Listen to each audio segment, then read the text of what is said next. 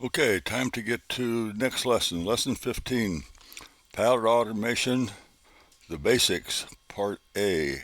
I think we'll have a Part B, Part C, and I'm not sure about any more parts other than those. So let's, without further ado, let's move on here. Oops. What is palette automation? Makes COCO 3 look like it's doing a lot more with less CPU cycles. All right, the steps we need to get to do that is when you're designing your sprites, you have to be very careful on what palettes registers you use not to interfere with any of your other background stuff. And during runtime, we need to manipulate them registers to make it looks like a lot of things are going on when all you're doing is just changing a few palette registers. Sounds simple enough, but don't be fooled. You've been warned. Here's an extract I did from Xenix, which uses it. Okay, it's not the best where I enlarged it, but you'll see we have this football looking starburst thing here, and there'll be another one showing up over here just to show you what you can do with just manipulating some registers.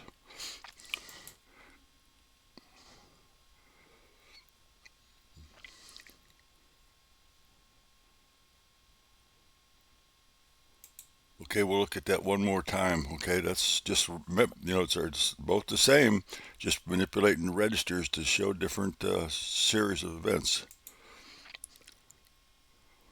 Okay, part A, the basics. Build a sprite and export a PNG format.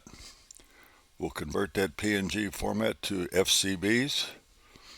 We'll manipulate them FCBs and palette information and incorporate them into an assembly language program. Okay, to build that, we're going to use a program called GIMP, GNU Image Manipulation Program. It's free. It's on the internet. You can find it here at these addresses here will be in the comments below. But you can download it, install it, and there's lots and lots of help out on YouTube to help you through the learning stage because there's a lot to that program. I have no connection to this link here. Only I know by the guy's name is Nick to put it together.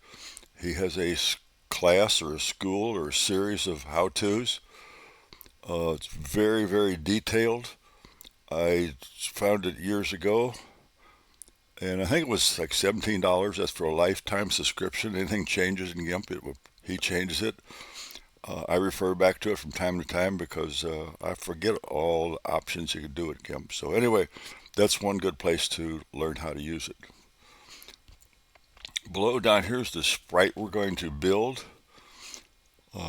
Nothing exciting, but we're going to use it. It's very visible. It's easy to see and understand, and we'll be building that and incorporating it in our program. You can see it's 30 pixels across and 15 pixels down. And if you look at it more closely, we got colors in there. Starting at the top, we got this green, we got a blue, a red, a light yellow, and a light blue. That's the 5 colors we're going to use. Then right below here, we start in this row. We got the green, the blue, the red, the yellow, and the light blue. The same as above. And again, the last section is the same: green, blue, red, yellow, and light blue. So there's 3 sections, all using them same register or palette registers. So if you get GIMP, get it installed and play with it, and you start it up, top you click on new to start a new image, and all we're looking for here is the width and the height. Okay, we're doing 30 pixels wide and 15 pixels high, and they are in pixels. That's it, and then click OK. Then on the top menu, you can click on image, scroll down, find and configure grid. That will pop up this window, and the only thing we want to change in here is the spacing. horizontal to 1 and vertical to 1. Everything else, leave it exactly as it is. You don't need to, you do whatever you want to it, but you don't need to. And then when you get that done, you go up to the top of the menu again under View, scroll down and find where it says Show the Grid. It will show that grid you just configured. We'll be using the rectangle selection tool. And once we select a portion of the screen, we'll then fill that with the foreground color. We'll either use the edit fill, or you can choose the control comma keys together to fill it. Here's the colors we're going to use. They're simple. GIMP understands them. We're going to be using another product called COCO SC. It understands these red, green, blues, and Color Computer understands these red, green, blues. So we're keeping it simple. We're not going on the 14 shades of mauve and magenta and all the others. Going to do like red. Okay, if you understand these here, they're red, green, blue. For our red, we're using all F's in the red position, zeros in the green, and zeros in the blue. For the green, we'll use zeros in the red, FF in the green, excuse me, and zeros in the blue. And likewise on blue, we only use the blue. So we're using the natural colors of them three. For our light yellow, we're using FFFFF, AA, and light blue, we're using AAAFF. So they're easy to remember. You don't have to have an AB and a 4C and a 6 Charlie. There's something to remember. And you can hardly see that square there, but our background's going to be light gray, all A's. Okay, let's go to. Okay, here's our GIMP. Let's see if I have. I do have the. Here's what we're going to build. I already have it built, so I will show you what I have. And I do not. I know you can see the grid lines. Okay, in these areas where the grid looks funny, I've not been able to get it to display correctly. Tried everything and nothing. But if I scroll in here, you actually see there is grid lines. But when I scroll back out, it gets kind of funny looking. However, it still works. Okay, so let's start and build a new one. So I'll go up to the upper left-hand corner under File, New. Again, it will fill in this box as what you did the last time. The last time I did this, so it's already filled in. You have to change this here to width is 30, and the height is 15 pixels. Click OK, and there it is. It's very small in the center of the screen. So I'll get on it and I'll press the Control key and I'll use the thumb wheel, and I can, whoops, move it around to where we need it.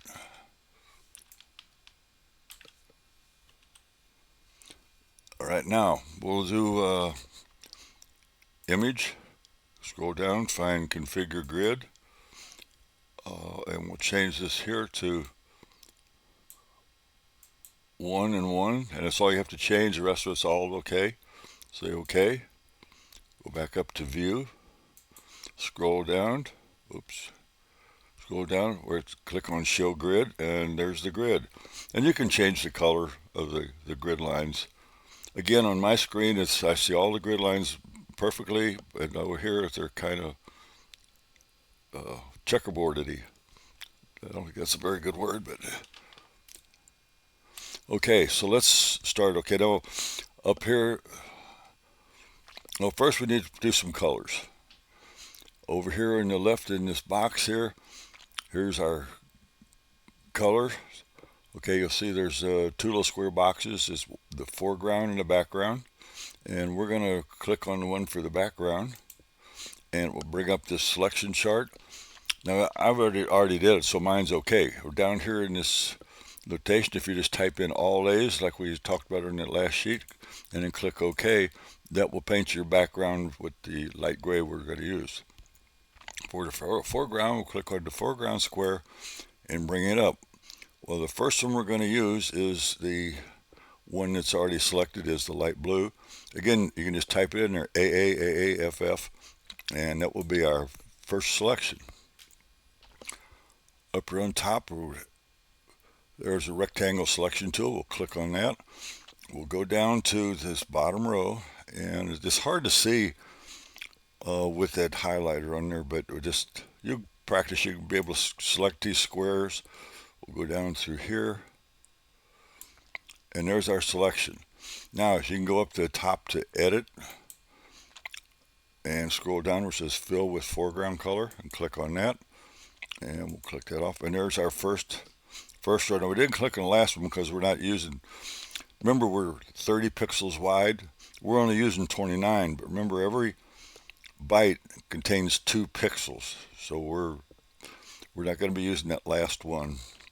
We can't use 29 wide because what divisible by 2, it has to be 28 or 30. So now we're going to go up to the next row, which was that light yellow. So we need to go back to our foreground color picker, and I think I had it before. You can type it in FFFFAA in there and click OK, and you can see it changes colors there. Now we've got our selection tool again, so we'll go in there and we're going to select the next row, starting there and go down through about there, and we can go up and do the edit again, or you can just stay on there and right click, edit, fill with foreground color. Click that off, and there's our second row. I forgot what the next row's color is. Let's look and see the next. So we got red, blue, and then green. So we'll change this here to our red, which is FF0000. Say OK. We'll select the next row. I know this is kind of boring, but so you can see exactly how we do this. And I'll right click, edit, fill with that color. We'll change our color to our blue, which is all zeros, FF. OK. We'll select. We're not going to do this whole thing. I'm just going to get through this first set of 5. We'll edit and fill with foreground color. Okay, looking good. Our stair stepped up. We're going to change this here one more time to our, wherever it's at. Is this it here? Nope. What's this? It's in here somewhere. There's our green color, 00FF00. And we'll select it. This is the last one we're doing. Right click, edit, fill with foreground color. Okay, there's our 5 colors. We did them, and you can do it all the way up. That's it takes some practice. Once you get used to it, it's not that bad.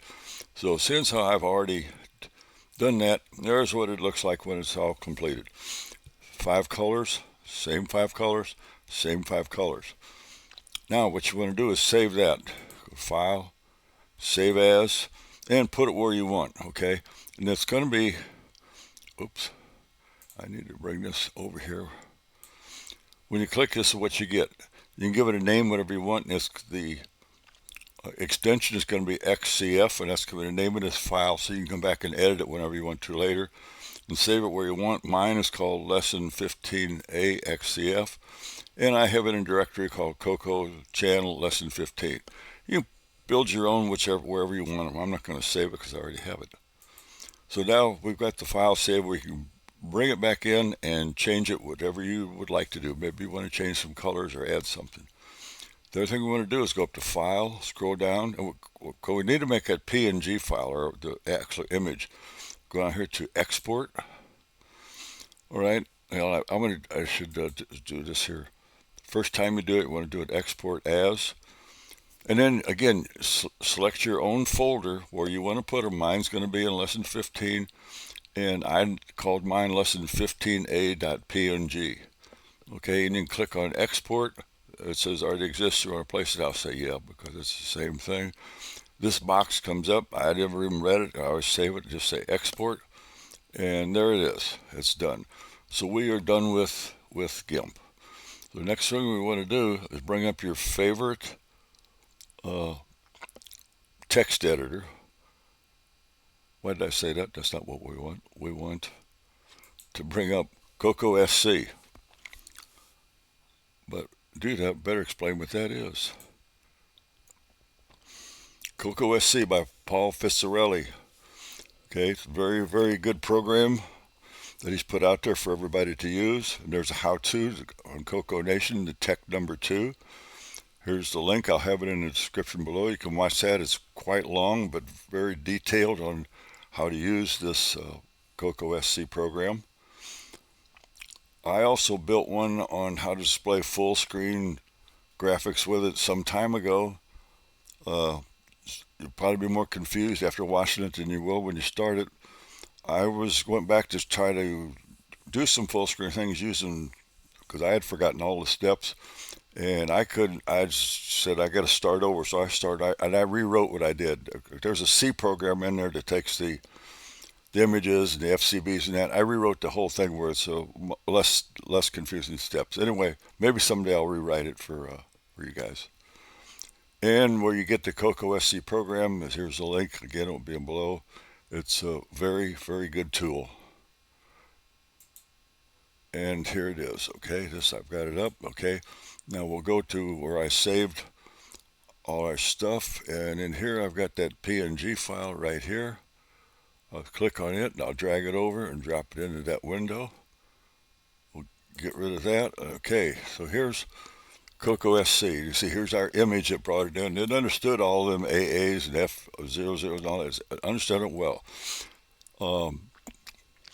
If you've watched the how-tos, it's going to talk a lot about how you can build this code. And down here, you can click on one of these options here. Like I'll do the indexed XP, and you can compile it and get your code. And this probably won't work because it only works about 2 out of 10 times you can test it. Very, very seldom. I don't know if some way my machine is configured. It did work. I'll bring it up over here. BCC did come up this time. Okay, so there it is. The test of our image through BCC, it did work. Okay, we'll get rid of that. But we're not going to be doing that. But that shows you how that works. We're going to use these FCBs, and down here's our palette. Okay, palette. Remember we used 5 colors. Well, if we come down here over the palette, and you right-click it, and you're going to show palette distribution. Here's the 5 colors we used. Well, it's 6 if you count the background. Here's the background. Here's our green, our blue, our red, our yellow, and our light blue. Okay, that's the number. Here's the number of pixels that them actually used, and there's no other ones used, so we did a good job. Because if you get variations of these and you end up using 10 or 12 palettes, you really don't have much room for anything else in your program. So that looks good. Other things you can do while we're here, so you look at this, you say, I really like this, but I don't like the yellow for whatever reason. So if you go down here on the yellow and you double click it, it will bring up this box, which is a really, really neat box. Got some notes here. It's a palette slot is number 4, which we know that. The palette code number or COCO code number is 62, because remember we got 64 colors, 0 through 63. Well, this light yellow is 62. And here's the RGB colors, which again is what we used, FF, AA, which is good, and the color is light yellow. But we didn't like that, so let's click on the white one, okay? And that's COCO 63, and it's all F's for white. Say, okay, apply that. And now you have white where the yellow was. In fact, I think I like that better than the yellow I picked. Okay, wait. Again, you can just go back in if you want to. We'll change it to black, which is same thing, all zeros, and say apply. And say, okay, I don't like that. We'll click on number 4 again. I'm going back to yellow because this presentation was built on the yellows, whatever. So you can change here. Other way to change them is go all the way back to GIMP and change your colors and then come forward again. The other thing down here is the background color is in palette 0, which we already know. Okay, so now what we want to do, everything looks good. We'll go up here to this box in the upper right, the FCBs. I'm going to right click on that and say select all.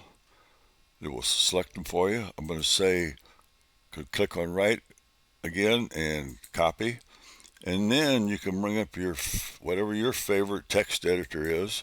This isn't my favorite one, but it's the one I'm using for this here. This is Notepad++, and I already got a uh, blank image here, and I'm just going to say paste. So there's our FCBs. Okay, row 0 through 14. That's the fit. Remember, we're 15 pixels high and we're 30 pixels wide, so we should have 2 bytes per pixel, so we should have 15 across. And if you look at them, our background was palette 0, so here's all them zeros until we get down here to 1. So that was our palette 1, which was that one green cube up on top. And then again, zeros for the rest of the background registers. Come down to the next row, and we got all background colors till we get to the 2, which is our next color. Okay, which we have 3 of them, and then so on. So if you look here, you can see it's 1s, 2s, 3s, 4s, 5s. I'm going to go out to the end here, and I'm going to split these apart. And then it starts over again. Remember, we use the same color. So here's the 1s, the 2s, the 3s, the 4s, the 5s. Go out here. So there's them 3 sections that we did the same colors. 1, 2, 3, 4, 5. 1, 2, 3, 4, 5. 1, 2, 3, 4, 5. So we're kind of done with that. What I do is you don't need all these. You can leave this labels in there. I always take them out because it's just a lot of extra labels.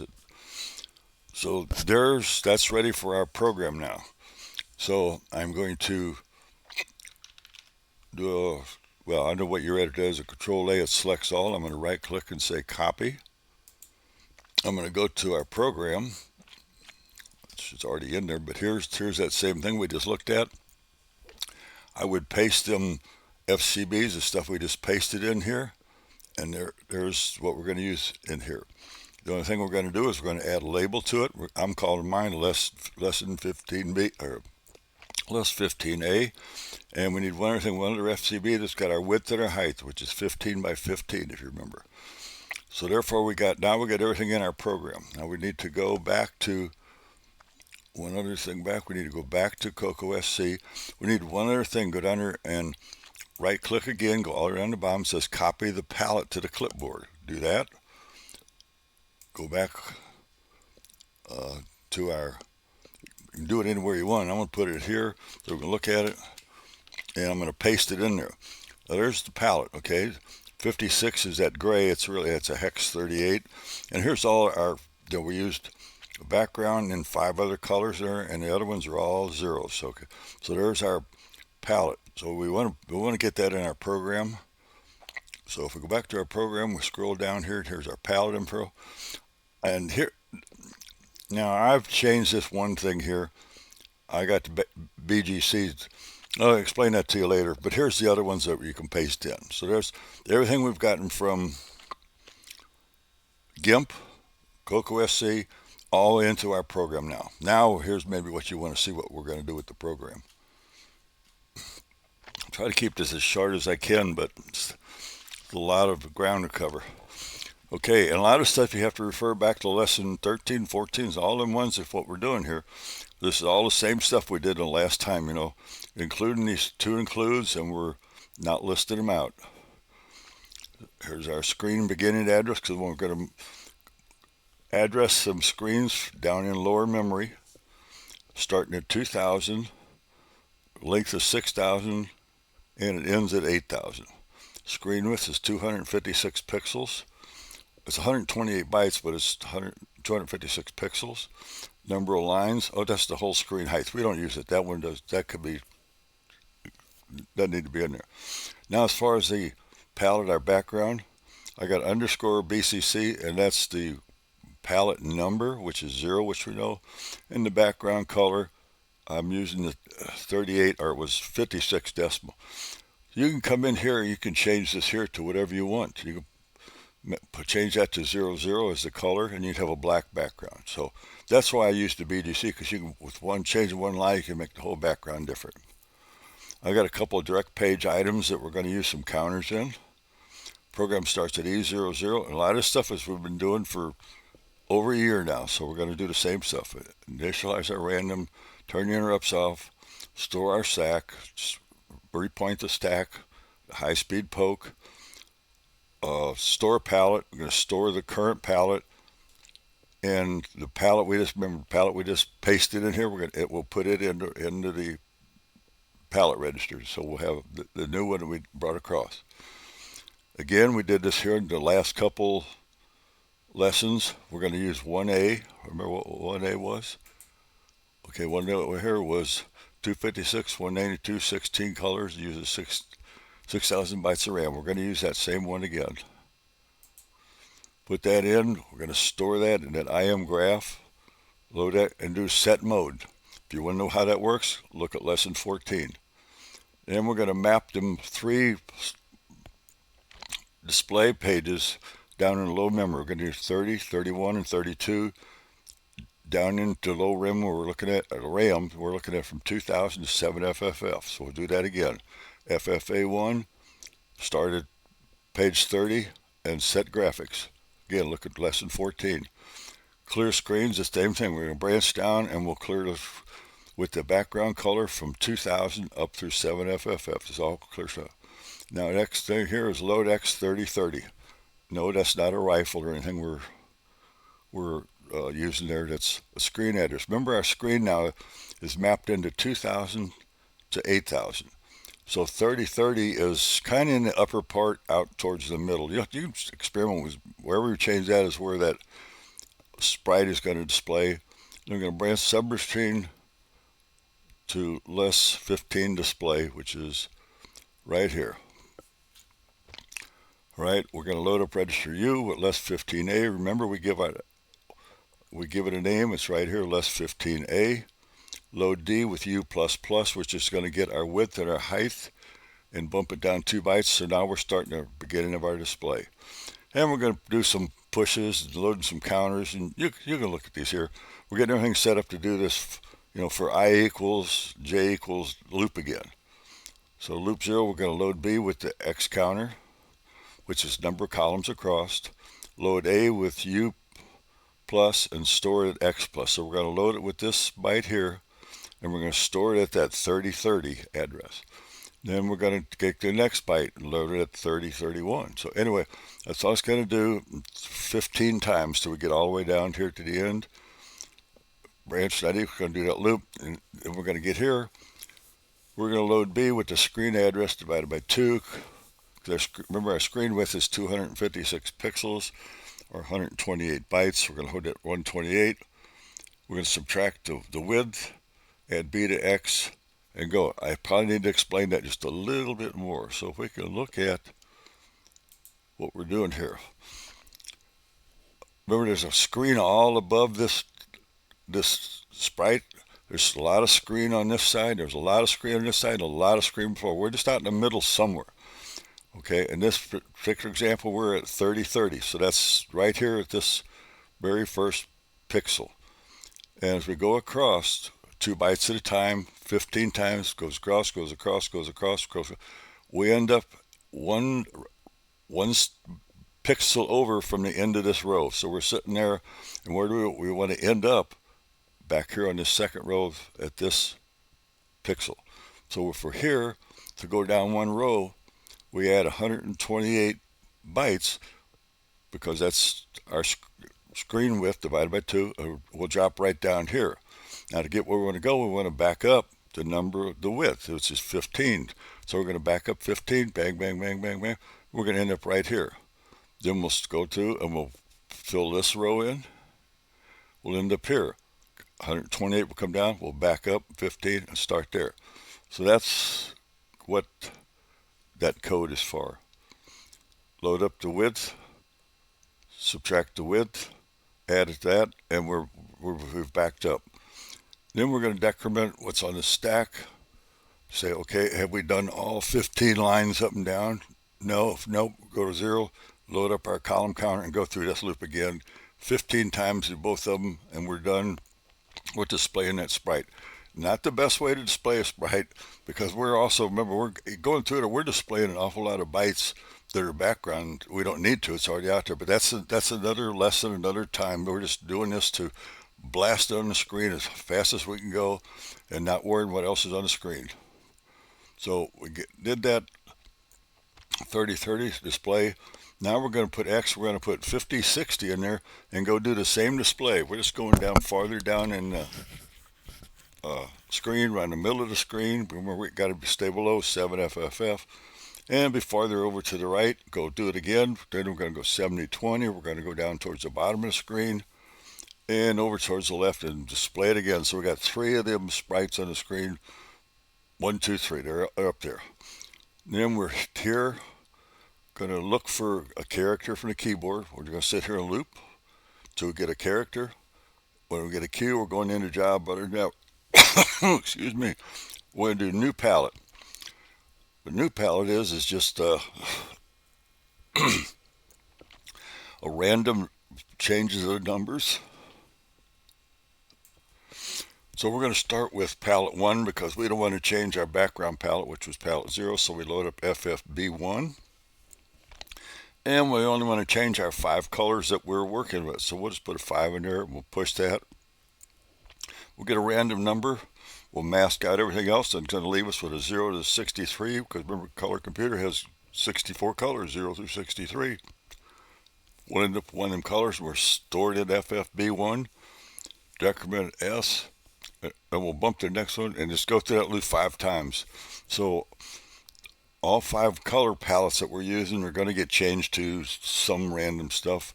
And we're done. We'll go back up here until we get a cue. And we're done. In the job is just like we've done on everything else. You know, all this other stuff you can look it up in here. The inner job is the same thing. Restore lower memory, go to text mode, restore our stack, restore our palette, low speed, turn the interrupts on, and go back to basic, and we're done. Okay, all said and done. Let's see what we have done. Let's see if we can find where the Color Computer is at. Okay, I've already got it loaded. So all we got to do is type in execute. That's it. I mean, you don't get much for what we did, but we're trying to get through this thing as fast as we can. Let me magnify this and take a look at it. Okay, there's our palette. Or there's our sprite that we did. We did 3 of them on the screen. Remember this one up here was about up in this area right here was our 3030. Put them in there, bang, bang, bang, bang. Here was the other one was at 50, 60 or something, and here was 720. So we got 3 copies of this. Now, remember, hit the keyboard, any key will change all 5 registers. So I'm going to hit that and you can see all of them change at the same time. So it's only taken a few instructions if you look at that loop that we did. Very few instructions and we're changing all 3 of them sprites. Okay, this isn't automation, but it's showing you how you can change them palette registers and for effect. Now I'm running on the emulator, so I'm just going to hold the keyboard down. You can watch or just say we're doing some automation, okay? It's just changing stuff. Now if we set it up to say, okay, here's the list of the colors I want to flip on and off, which ones I want to change. I want to change numbers 3 and 4 or 1 and 6 or 1 and 2. And you can make it look different as it goes along, okay? And that's what we're going to work towards, some automation doing that. But for right now, all we do is just change the palette and we're done and get out of here. Trying to make, this is probably too long anyway, so I'm going to quit to get out of there. Go back to here. Notes. The way we display it, I said it's not the best way, but it's simple, it's easier, hopefully that you can understand what we're doing, okay? If you're experienced, you already know that, but this here, we're just, because there was no sense blasting out all them background color when we already had the background color, but that's another lesson. Parts B and C will be using that same sprite. We'll add some option and some automations. And part D through, I don't know what we'll do, and I don't know what yet, but we'll definitely do something with different sprites and make it look, maybe hopefully look a little bit fancier. But this was just the basics. Remember, this was just the basics to give you a clue on how to get to what we want to do. Okay, I hope you'll like it. If you do, give me a like below and a thumbs up icon. And I'll have all the links for all the other things I talked about and the source codes for this stuff. And you'll have to figure out your own GIMP and COCO SC. If you're like this kind of stuff, I encourage you to use them. It's fun to sit and work with that. It's believe me, it's will stretch your willpower trying to get through all this stuff to learn all these different pieces. But once you get there, it's fun to bring in different things or build different sprites and play with them. So with that, part B is going to be the basics plus. Part C will be the basics plus plus. So until then, happy coding, and we are out of here.